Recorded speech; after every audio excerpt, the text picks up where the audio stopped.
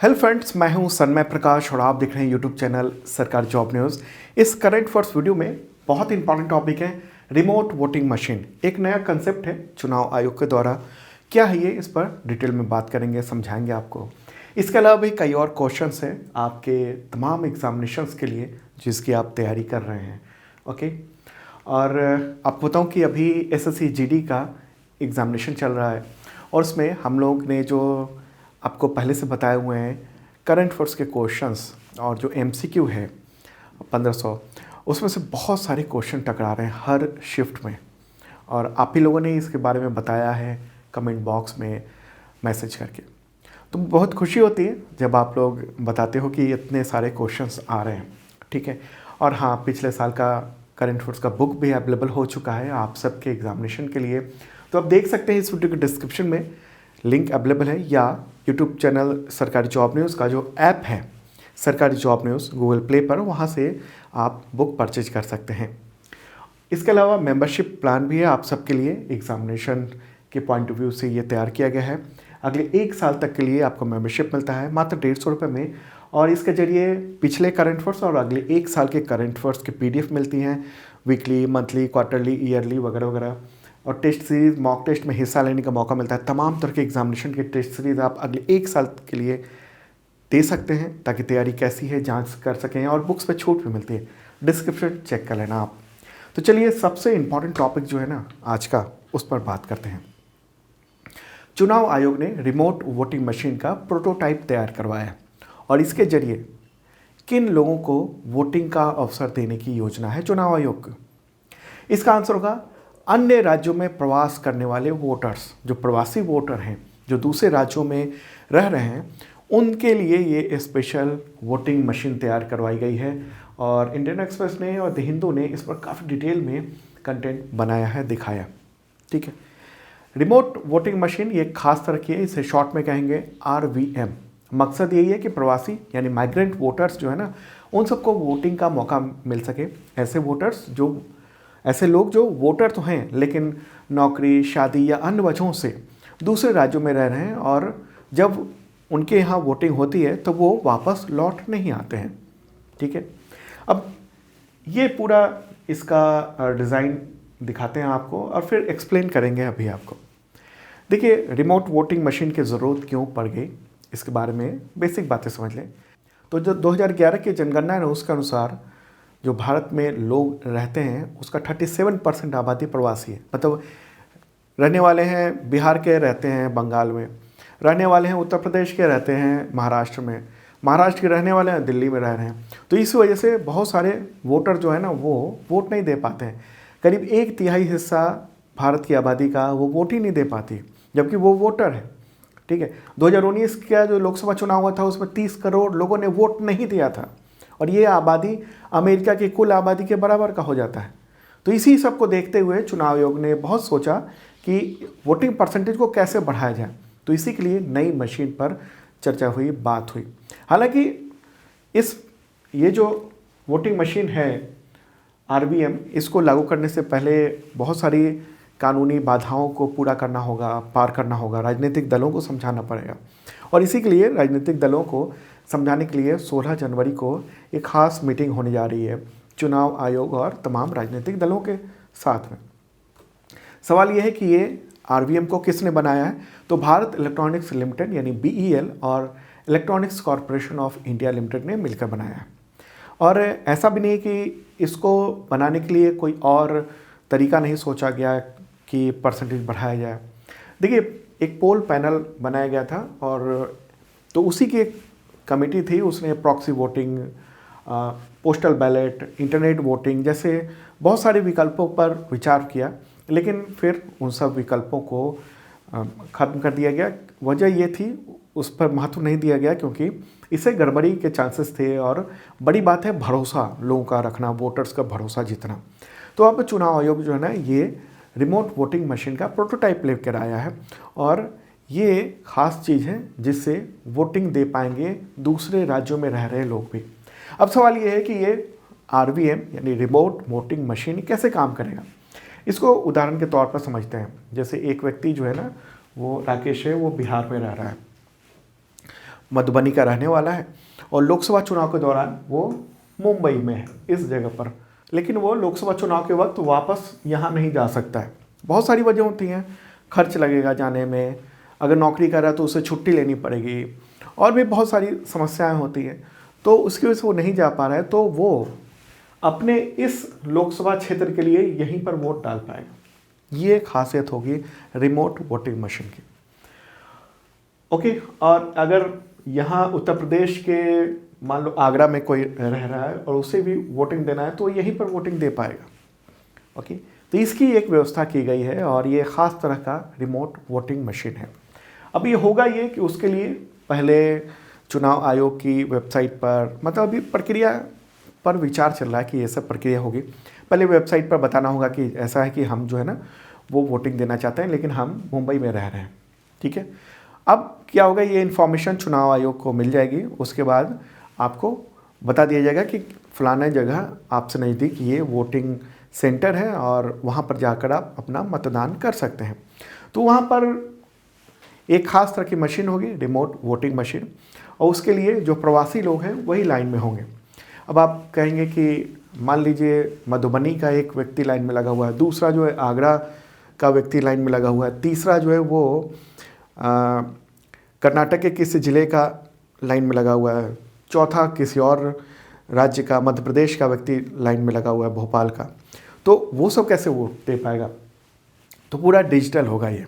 ठीक है, होगा ये कि जैसे ही अपना वोटिंग आईडी उसको स्कैन करेगा व्यक्ति वहाँ मतदान स्थल पर, तो उसके सामने उसके जो लोकसभा क्षेत्र है ना, उसके जो उम्मीदवार हैं उसकी पूरी लिस्ट आ जाएगी और उसे वहाँ बटन दबाना होगा।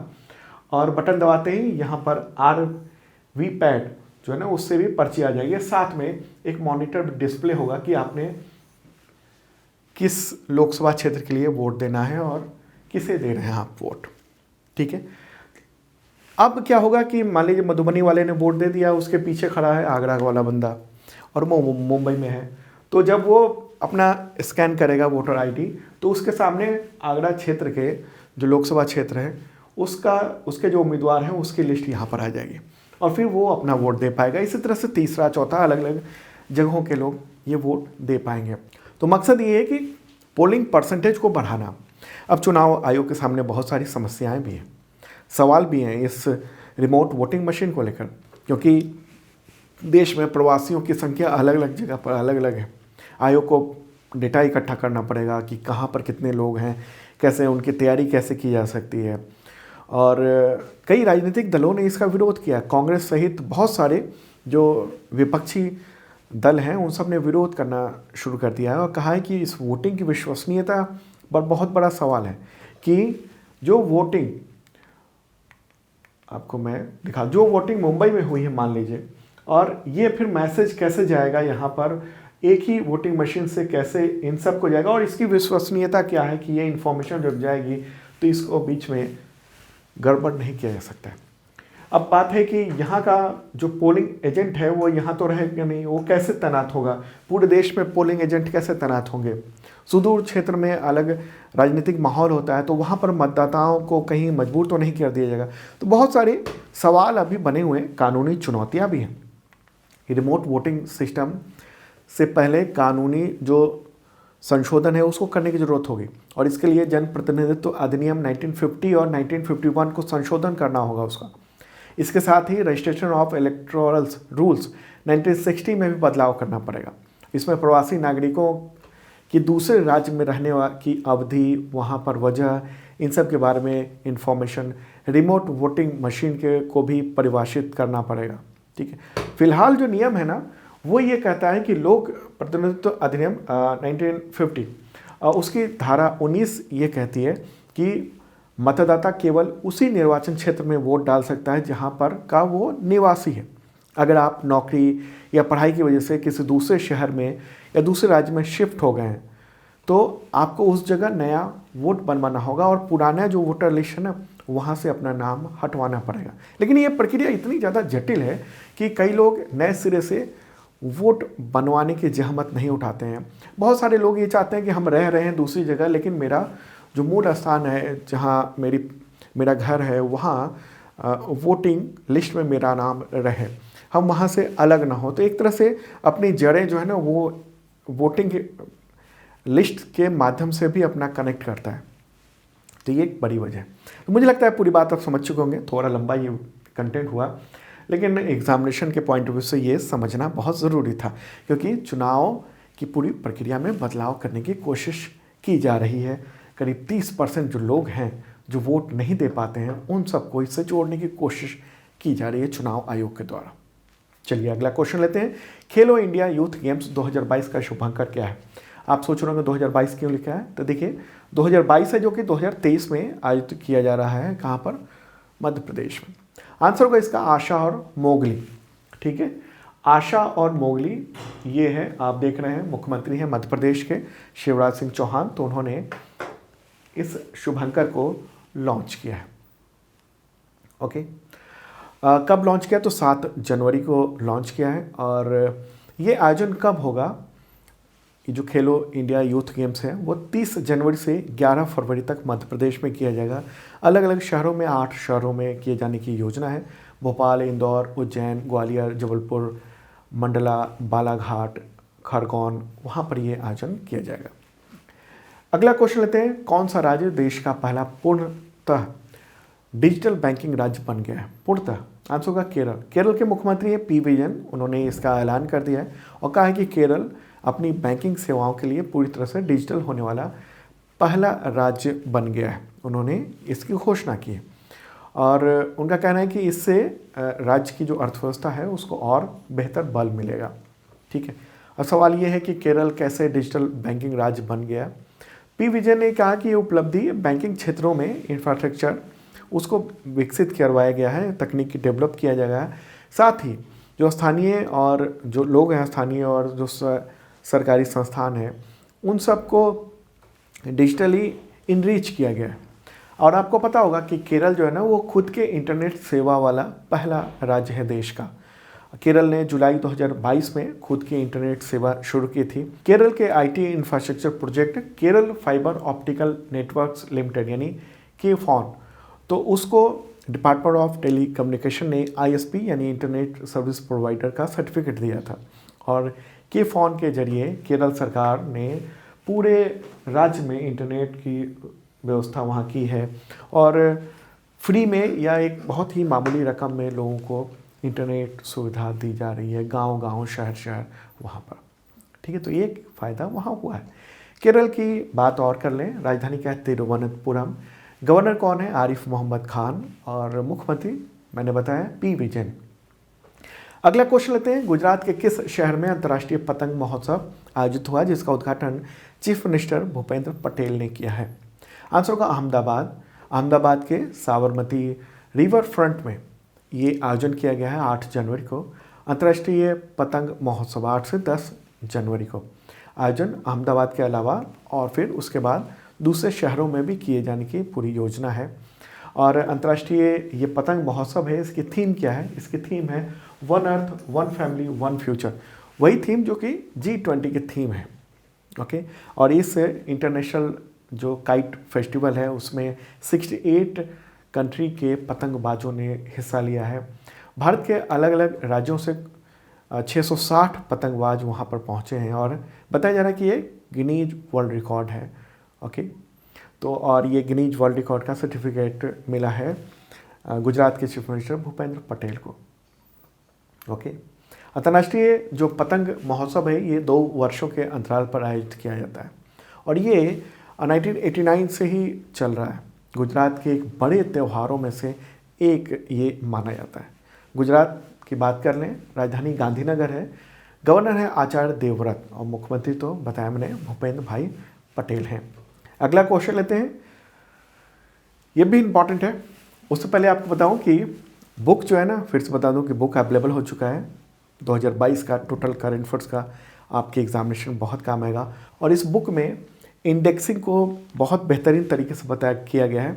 इंडेक्सिंग का मतलब कि जितने भी कंटेंट हैं 1500, उन सब की पहले लिस्ट दे दी गई है और पेज नंबर भी है ताकि आप सीधे वहीं पर पहुंच सकें और सीधा उस टॉपिक को पढ़ सकें। ओके, कि 7-8 पेज का तो इंडेक्सिंग किया गया है, मतलब पूरी सूची है विषय सूची है कि किस किस टॉपिक पर क्या क्या चीज़ें यहाँ पर दी गई हैं। तो आपके एग्जामिनेशन के पॉइंट ऑफ व्यू से तैयार किया गया है, डिस्क्रिप्शन चेक कर लेना। अगला क्वेश्चन लेते हैं, अमेरिका में भारतीय मूल की पहली महिला सिख जज कौन बनी है? आंसर होगा मनप्रीत मोनिका सिंह। ठीक है, नाम आप ध्यान रखना, मनप्रीत मोनिका सिंह। तो ये बन गई है फर्स्ट फीमेल सिख जज, पहली महिला सिख जज की बात हो रही है। ठीक है, 8 जनवरी को उन्होंने हैरिस काउंटी वहाँ का में जज के रूप में शपथ ली है। मनप्रीत मोनिका सिंह, उनका जन्म तो हुआ है अमेरिका में, लेकिन उनके पिता एजे सिंह वो भारत से ही थे और 1970 के दशक के शुरुआत में ही वो अमेरिका चले गए थे। अगला क्वेश्चन थे, Gujarat cooperative milk marketing federation limited यानी GCMMF, जिसका ब्रांड नेम है अमूल, तो उसके MD का अतिरिक्त प्रभार किसे मिला है? आंसर होगा इसका जयन भाई मेहता। ठीक है, जयन भाई मेहता, और फोटोग्राफ देख रहे हैं आप। अमूल ब्रांड नेम है और CGMMF उस फेडरेशन का नाम है। ठीक है, इससे पहले कौन थे MD मैनेजिंग डायरेक्टर? तो RS सोढ़ी थे, तो उनको सस्पेंड कर दिया गया है और इनको यहाँ पर प्रभार दिया गया है जैन भाई मेहता को। ठीक है, न्यूज़ आप देख रहे हैं, पहले सोढ़ी साहब ये थे MD। अगला क्वेश्चन लेते हैं, छेरछेरा त्यौहार किस राज्य में जनवरी 2022 में आयोजित हुआ है? आंसर होगा छत्तीसगढ़। ये वहाँ का पारंपरिक त्यौहार है छेरछेरा, और ये त्यौहार पौष के पूर्णिमा की रात को मनाया जाता है और इसमें दान देने और लेने का त्यौहार है। लोगों का मानना ये होता है वहाँ कि दान देने से मन में उदारता आती है और दान लेने से व्यक्ति के अंदर का जो अहंकार है वो ख़त्म होता है। तो इस त्यौहार को लोग मतलब त्यौहार के दिन लोग किसानों के घर जाते हैं, उनसे दान लेते हैं, उनको दान देते हैं। छत्तीसगढ़ के मुख्यमंत्री भूपेश बघेल, तो उन्होंने भी दान लिया और दिया। ये पूरी जो त्यौहार है वहाँ मनाया गया। छत्तीसगढ़, उसकी राजधानी क्या है? रायपुर। गवर्नर कौन है? अनुसुईया उइके। मुख्यमंत्री भूपेश बघेल ही है। अगला क्वेश्चन आते हैं, पुस्तक है, बुक है अम्बेडकर ए लाइफ। इसके लेखक कौन है? नई बुक आई है, आंसर होगा शशि थरूर। तो उन्होंने इस बुक को लिखा है, इसमें बाबा साहेब भीमराव अम्बेडकर के बारे में, उनकी जीवनी के बारे में इसमें बताया गया है। अगला क्वेश्चन लेते हैं, विश्व युद्ध अनाथ दिवस कब मनाया जाता है? आंसर होगा 6 जनवरी को। उद्देश्य यही है कि युद्ध के दौरान जो प्रभावित बच्चे हैं उनकी मदद हो, इसके बारे में जागरूकता फैले। अगला क्वेश्चन, विश्व हिंदी दिवस कब मनाया जाता है? World Hindi day. इसका आंसर होगा 10 जनवरी। 10 जनवरी को आयोजित किया जाता है। इस भाषा को, हिंदी को अंतर्राष्ट्रीय भाषा के तौर पर प्रचारित करने के लिए, प्रचार प्रसार के लिए ये मनाया जाता है। ठीक है, शुरुआत हुई थी 2006 में। उस वक्त के जो प्राइम मिनिस्टर थे मनमोहन सिंह, तो उन्होंने ही 10 जनवरी को विश्व हिंदी दिवस जो है ना उसका आयोजन किया था। ओके, अगला क्वेश्चन, लाल बहादुर शास्त्री की पुण्यतिथि कब मनाई जाती है? पूर्व प्रधानमंत्री। आंसर होगा 11 जनवरी। देखिए 11 जनवरी 1966 को उनका निधन हो गया था और वो उस वक्त उज़्बेकिस्तान के ताशकंद में थे। वो वहाँ पर पाकिस्तान के साथ समझौते के सिलसिले में गए हुए थे वो। तो दोस्तों ये था इंपॉर्टेंट करंट अफेयर्स। कैसा लगा कमेंट बॉक्स में आप बता सकते हैं। अब मिलते हैं कल मॉर्निंग को, देखना जरूर, और जिन लोगों ने सब्सक्राइब नहीं किया ज़रूर कर लें।